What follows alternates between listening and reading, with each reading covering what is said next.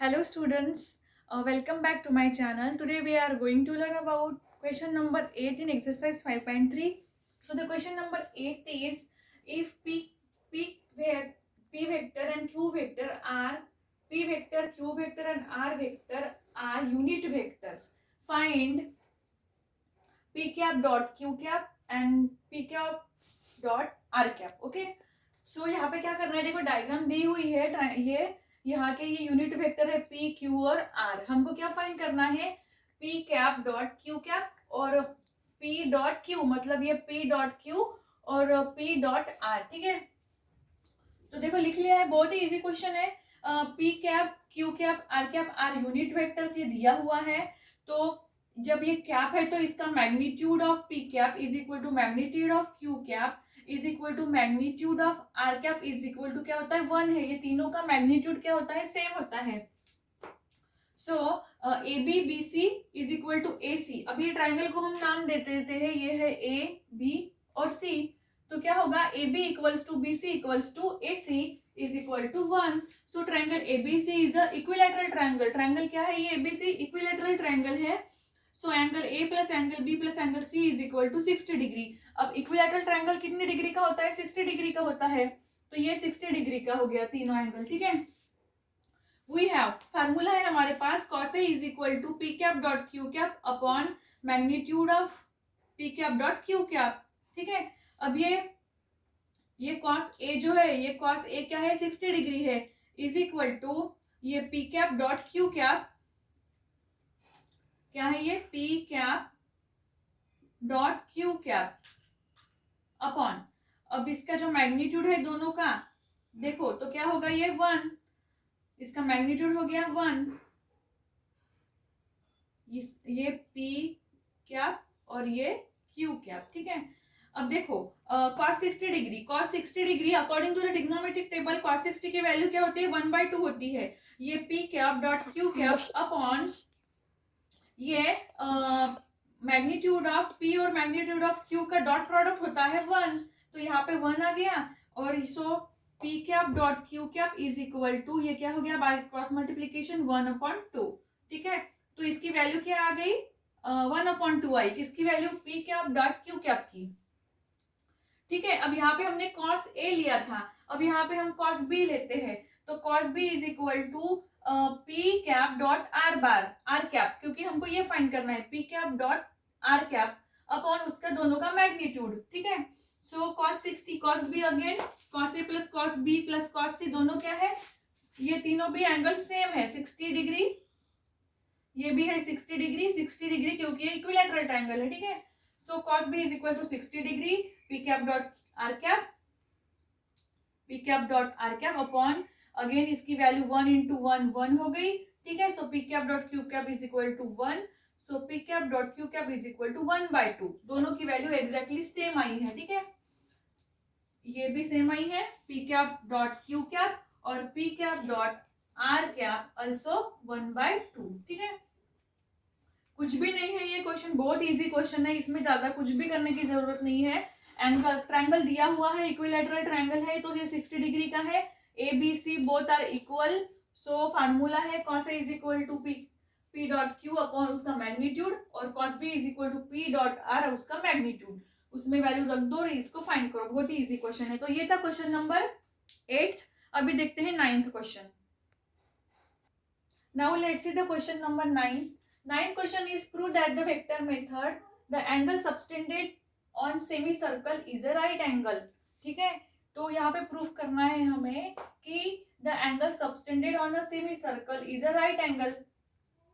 तो ये angle triangle A B C है. ठीक है, तो ये इसका क्या होगा, देखो ये जो AO है ये आर बार होगा, CO क्या है, परपेंडिकुलर है ए बी पे, तो ये आर बार हो गया, AO इज इक्वल टू और OB हो गया माइनस आर बार और ये C है ए बार. ठीक है, सो AC डॉट BC मतलब ये AC और डॉट BC क्या है, इसका डॉट प्रोडक्ट 0 आ रहा है. तो यहाँ पे कंसीडर करते हैं, consider segment AB. Consider segment AB is a diameter. ये क्या है, AB जो है ये डायमीटर है और ये सेमी सर्कल मतलब हाफ सर्कल है. ठीक है, और ये हाफ सर्कल के अंदर ये ट्रायंगल है ABC. तो ये जो सर्कल है इसका consider A B is a diameter, A B क्या है, इसकी डायमीटर है, और O is the centre of a circle. So O A is equal to O B, ये O A is equal to O B क्या है, magnitude of R bar. ठीक है, magnitude of R bar is equal to ये क्या है, magnitude of A bar. सो ओ सी जो है ये क्या होगा, ए बार होगा, ए बार डॉट. ठीक है, ये होगा ए बार. तो OC is equal to A bar. So in triangle AOC, in triangle AOC AC bar is equal to OA bar into OC bar. क्या होगा देखो, AC bar is equal to ये AC bar is equal to OA bar plus OC bar. तो AC bar is equal to OA bar क्या है, R बार है, और OC bar A बार है. ठीक है, तो AC bar is equal to क्या हो गया, A bar plus R bar. इसको हम ऐसे भी उल्टा भी लिख सकते हैं, AC bar is equal to A bar plus R bar. अब BC लिखते हैं. अब BC क्या है देखो, BC इज इक्वल टू, ये हमने लिया था ट्रायंगल AOC. क्या लिया था, ट्रायंगल AOC.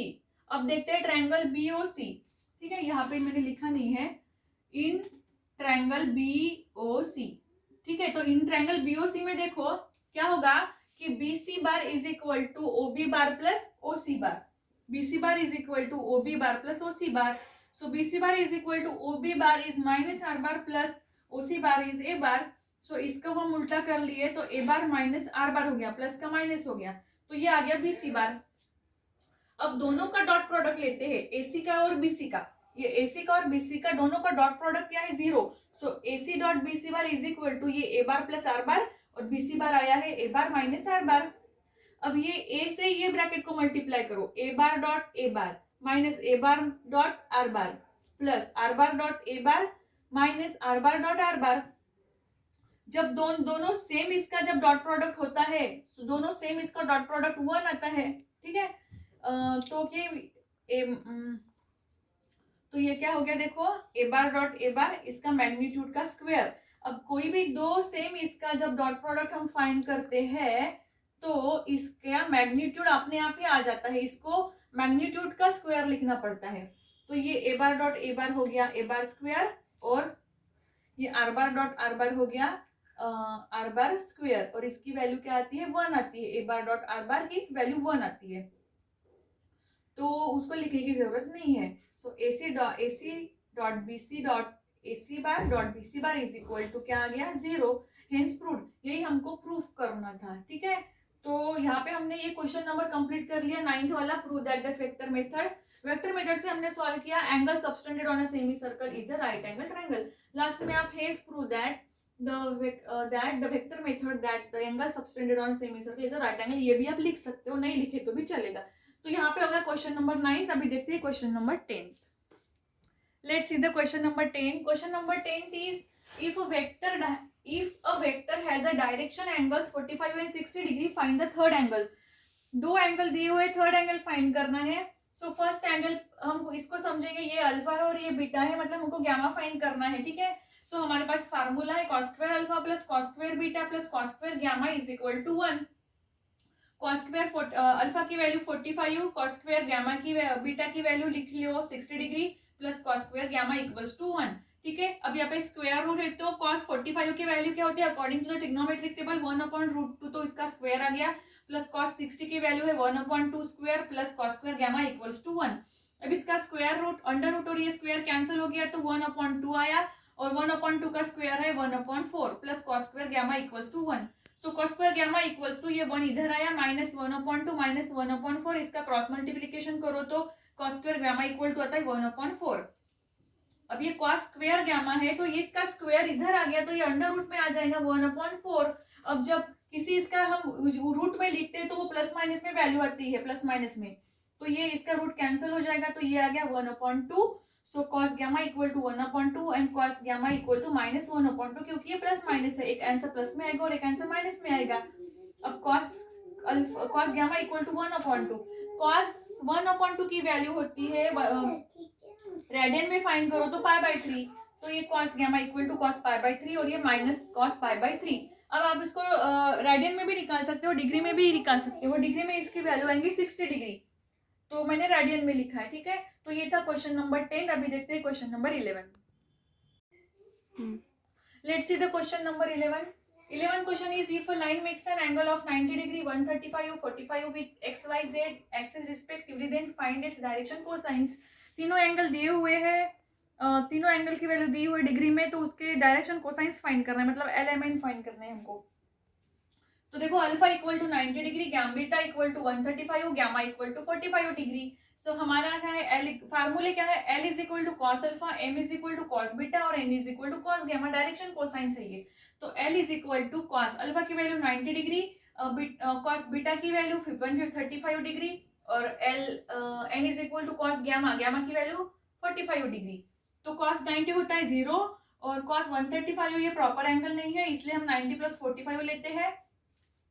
अब ये 90 प्लस 45, तो यहाँ पे कॉस का चेंज होता है, माइनस होता है, सॉरी कॉस का साइन होता है 45 डिग्री. ठीक है, cos 90 plus theta is sine theta. और ये कौन से क्वाड्रेंट में आता है ये आपको देखना है. तो ये सेकंड क्वाड्रेंट में, कौन से क्वाड्रेंट में, देखो यहाँ पे ये माइनस आता है, तो ये हो गया -1/√2 और cos 45 की वैल्यू है 1/√2. तो हो गया, यही फाइंड करना था.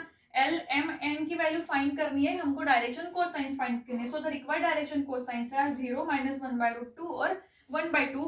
तो यहाँ पे ये क्वेश्चन कंप्लीट हो गया. ठीक है, यहाँ पे -2 क्यों आया, क्योंकि सेकंड क्वाड्रेंट में जो है ना ये cos नेगेटिव होता है, इसलिए 1/√2 आया, माइनस साइन आया है. ठीक है, तो ये था क्वेश्चन नंबर 11. बहुत ही इजी है, तीनों एंगल दिए हुए हैं, बस हमको क्या फाइंड करना, direction cosines.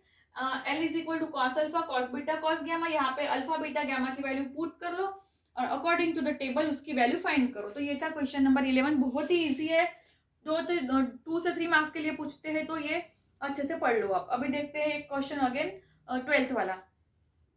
Let's see the question number 12th. Question number 12th is, if a line has a direction ratios 4, -12, 18, then find the direction cosines. यहाँ पे भी हमको एलिमेंट फाइंड करना है.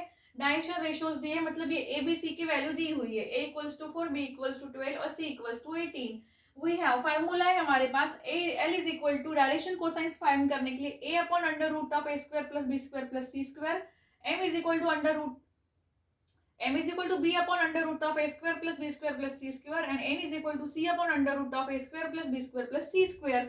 ये फार्मूला है. सबसे पहले ये रूट की वैल्यू फाइंड कर लेते हैं, मतलब बार बार हमको तीनों इसमें फाइंड करने की जरूरत नहीं. तो root of A square plus B square C square की वैल्यू है, a है 4 स्क्वायर प्लस b है -12 स्क्वायर प्लस 18 है 18 स्क्वायर, c की वैल्यू है. तो इसका स्क्वायर रूट निकाल लो, तो 4 का स्क्वायर 16, 12 का 144 और 18 का 324. ये हो गया 484, 484 22 का स्क्वायर है. तो अब ये √2 की value, root A square plus B square C square की वैल्यू हमको पता चल गई. अब फार्मूले में पुट करो, L is equal to A upon A square plus B square plus C square. तो ए की वैल्यू है 4 और ये रूट की वैल्यू है, रूट अंडर रूट की वैल्यू आई है 22. So 4 upon 22 is equal to 2 upon 11. Same वैसे ही यहाँ पे भी b की वैल्यू -12 और इसकी वैल्यू है 22, सो -6 अपॉन 11 आया है. n is equal to c upon root A square plus B square plus C square is equal to c की वैल्यू है 18 और रूट की वैल्यू है 22, तो इसको डिवाइड करो तो 9 अपॉन 11 आ गया. तो यहाँ पे तीनों डायरेक्शन कोसाइंस आ गई है, एल एम एन की वैल्यू.